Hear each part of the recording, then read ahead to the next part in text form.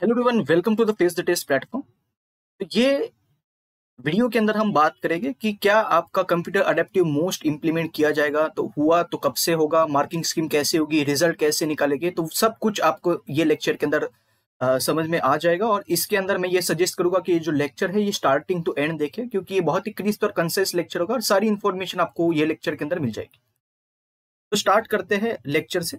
इसमें ये दिया हुआ है कि आपका ट्विटर अकाउंट पे आपने एक पोस्ट पढ़ा होगा कि आपका यूजीसी का जो चेयरमैन है वो एक नया अपॉइंट किया गया है और वो ये चाहते हैं कि अब से कंप्यूटर अडेप्टिव टेस्टिंग का इस्तेमाल हम करें, जैसे कि जो अलग एग्जाम्स के अंदर इंप्लीमेंट किए जा रहे हैं, एमबीए के अंदर इंप्लीमेंट किया जा रहा है, फिर आपका जीआरई एग्जाम जो यूएस भेजने के लिए बच्चे एमएस के लिए जो जाते हैं वो भी कंप्यूटर अडेप्टिव टेस्ट मोड ही देते हैं। फिर आपका जीमेट का एग्जाम होता है जो बच्चों को एमबीए करना होता है यूएस के अंदर, तो वो जीमेट एग्जाम देते हैं, उसमें भी कंप्यूटर अडेप्टिव टेस्ट मोड होता है। ठीक है, तो ये अडेप्टिव टेस्ट मोड के कुछ एडवांटेजेस भी है, डिसएडवांटेजेस भी है, उसके ऊपर भी हम बात करेंगे।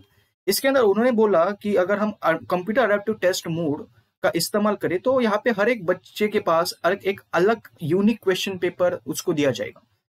तो ऐसा नहीं है कि जो एक क्वेश्चन पेपर है वो सारे बच्चों को वही सॉल्व करना है, हर एक बच्चे को भी अलग अलग क्वेश्चंस मिल सकते हैं एग्जाम के अंदर। इसके साथ साथ एक अल्गोरिदम सेट किया जाएगा, कंप्यूटर बेस्ड अल्गोरिदम। ये कैसे काम करेगा इसके बारे में भी हम चर्चा करेंगे अगले स्लाइड के अंदर। तो इसमें उन्होंने दिया है कि एज स्टूडेंट्स बिगिन आंसरिंग, तो एक कंप्यूटर अल्गोरिदम होगा कि वो डिसाइड करेगा कि अगला क्वेश्चन कैसा हो। तो अगर आप पहला क्वेश्चन सही से सॉल्व करते तो अगला क्वेश्चन आपको एक लेवल टफ दिया जाएगा, और अगर आप वो क्वेश्चन रॉन्ग सॉल्व करते तो आपको नेक्स्ट क्वेश्चन एक लेवल इजी दिया जाएगा। तो इस तरीके का अल्गोरिदम सेट किया जाएगा, ऑटोमेटिकली वो अडेप्ट करेगा अकॉर्डिंग टू द मिस्टेक्स और the ability to solve questions by the students. इसके अंदर इन्होंने एक और चीज दी है कि Kumar also mention the implementation of a statistical method known as item response theory. तो कुछ नया इम्प्लीमेंटेशन करने वाले हैं स्टैटिस्टिकल मेथड के अंदर, और ये मेथड से बोल रहे हैं कि ये इवेल्युएट कर पाएंगे difficulty level of questions and analyse how students response. It will also assist students in identifying courses that align with their capabilities and interest. तो बोल रहे हैं कि इससे वो बच्चों को स्केलेबल स्कोर से पता चल जाएगा कि क्या वो वाकई में फ्यूचर में ये कोर्स उनके लिए बना हुआ है या नहीं है जिसके लिए वो एंट्रेंस एग्जाम दे रहे हैं। ठीक है, तो इसमें देखो होगा क्या, अभी ये जो पैटर्न है ये बहुत सारे बच्चों को कंफ्यूज कर रहा है, लेकिन हम इसमें बहुत ही ध्यान से देखेंगे तो ये आपको समझ में आ जाएगा। बहुत इजी पैटर्न होगा ये अगर जब भी इंप्लीमेंट होगा अभी। तो इसके अंदर देखो क्या हो रहा है कि मान के चलो आपके सामने ये फर्स्ट क्वेश्चन आया, और ये फर्स्ट क्वेश्चन जो है आपको मीडियम डिफिकल्टी या फिर थोड़ा इजियर साइड की तरफ दिया जाए।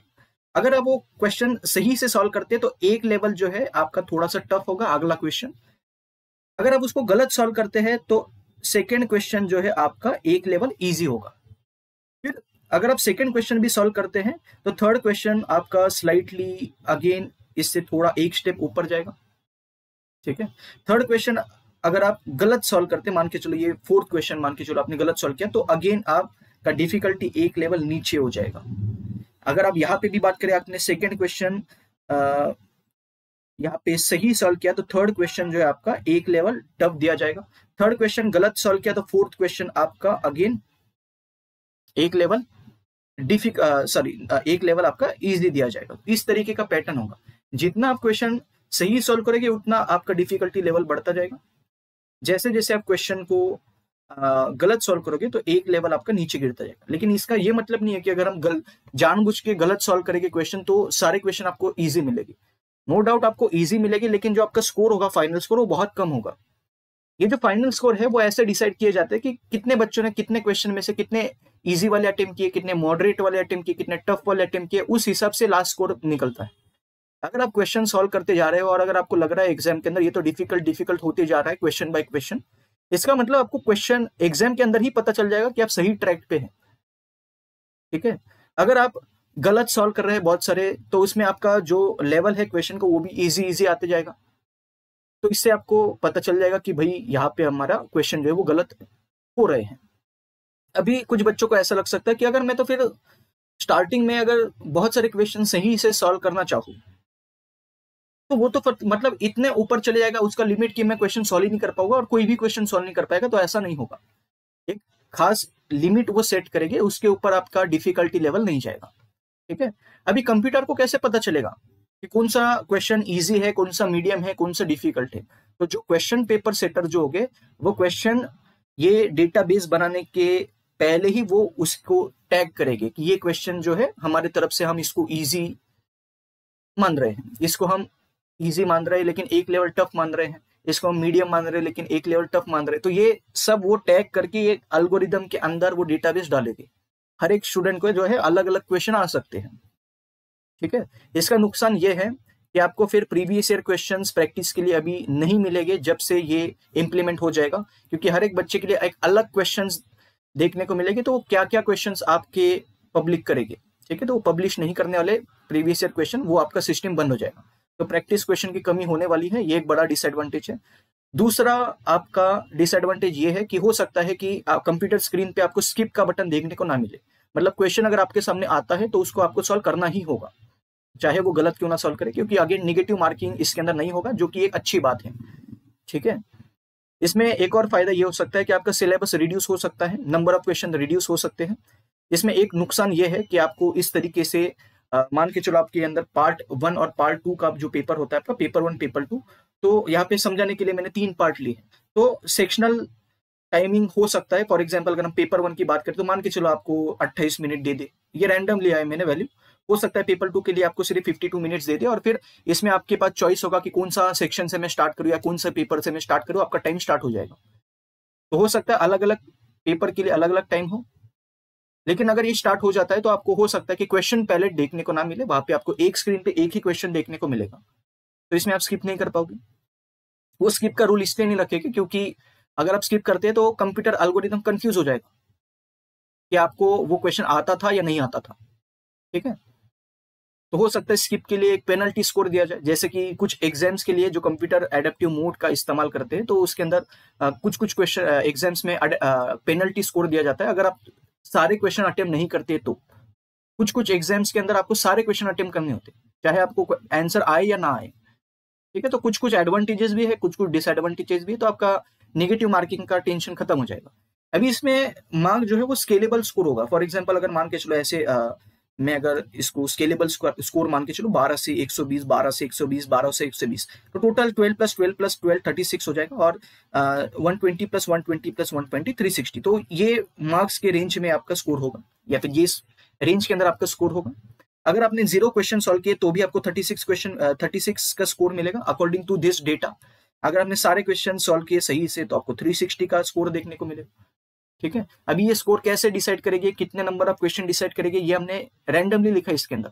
वो बाद में जब सर्कुलर रिलीज करेंगे फाइनल वाला तो उसके अंदर आ जाएगा। ठीक है, तो इस हिसाब से आपका अभी स्केलेबल स्कोर निकलेगा, आपको नॉर्मल मार्क्स नहीं दिए जाएंगे। इसका एक और फायदा यह है कि जो रिजल्ट के अंदर डिले किया जा रहा था वो नहीं होगा, क्योंकि कंप्यूटर एडेप्टिव टेस्ट का जो खास करके एडवांटेज ये है कि आप जब एंड टेस्ट पे क्लिक करते हैं तो तुरंत आपके पास रिजल्ट आ जाएगा उसी समय पे। कितना परसेंटाइल मिला है, कितना स्कोर रहा है, उसी समय पे आपको रिजल्ट मिल जाएगा। तो ये एक बहुत ही बड़ा एडवांटेज होगा।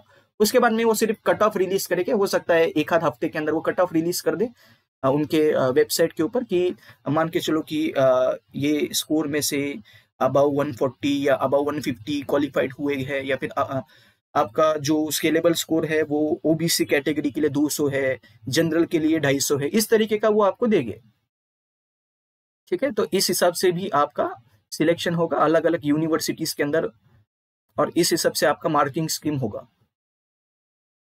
ठीक है, तो अभी ये कब से इंप्लीमेंट करने वाले, ये 2025 के लिए तो नहीं होगा, लेकिन मुझे श्योर है कि ये 2026 से हो सकता है, क्योंकि पेपर लीकेज के जो मामले हैं बहुत ज्यादा बढ़ रहे हैं, और वो भी अभी बोर हो गए कि एक ही टाइप का पेपर देते हुए। 19 या फिर 2000 से अभी तक तो एक ही पेपर पैटर्न चल रहा है आपका, तो वो कुछ नया करना चाहते हैं, तो हो सकता है कि ये अभी आपका नेक्स्ट ईयर से ही इंप्लीमेंट किया जाए।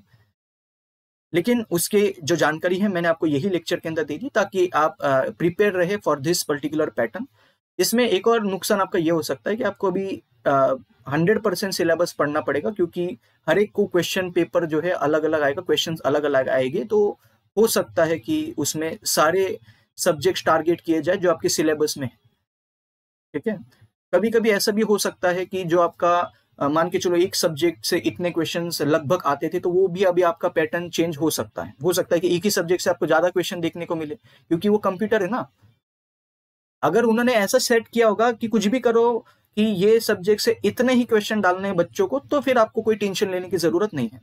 ठीक है, तो वो तो हमको तभी पता चलेगा जब आप एग्जाम दोगे, और जब मल्टीपल स्टूडेंट्स बोलेंगे कि भाई ये सब्जेक्ट से आपके जितने क्वेश्चन पहले आते थे उतने ही आए हैं। कुछ बच्चों ने अगर बोला कि ऐसा फॉलो नहीं किया जा रहा है, randomly number of question increase हो रहे हैं, डिक्रीज हो रहे हैं, तो फिर आपका कोई गारंटी नहीं है, आपको सब कुछ पढ़ के जाना होगा फिर। ठीक है, तो ये हमने इसके अंदर डिस्कस कर लिया, और ये पैटर्न को मैंने आपको इंट्रोड्यूस किया है, और ये नेक्स्ट ईयर से इंप्लीमेंट होने के 100% चांसेस बनते हैं। ठीक है, क्योंकि आपका जो यूजीसी का चेयरमैन है वो ही अभी चेंज हो चुका है। तो आई होप ये लेक्चर आपके लिए बहुत ही ज्यादा हेल्पफुल रहेगा। तो ये आप आपके फ्रेंड्स के साथ भी शेयर कर सकते हैं, ताकि उनके पास भी ये जेन्युइन इन्फॉर्मेशन पहुंचे। और ये हमने हवे में बात नहीं की है, क्योंकि उन्होंने सीयूईटी यूजी के लिए भी ये ऑलरेडी बोल दिया है कि हम ये इम्प्लीमेंट करने वाले हैं, इन फ्यूचर बोला है, लेकिन बहुत साल नहीं लगेंगे, ये लगभग आपके अगले साल से इम्प्लीमेंट किया जाएगा।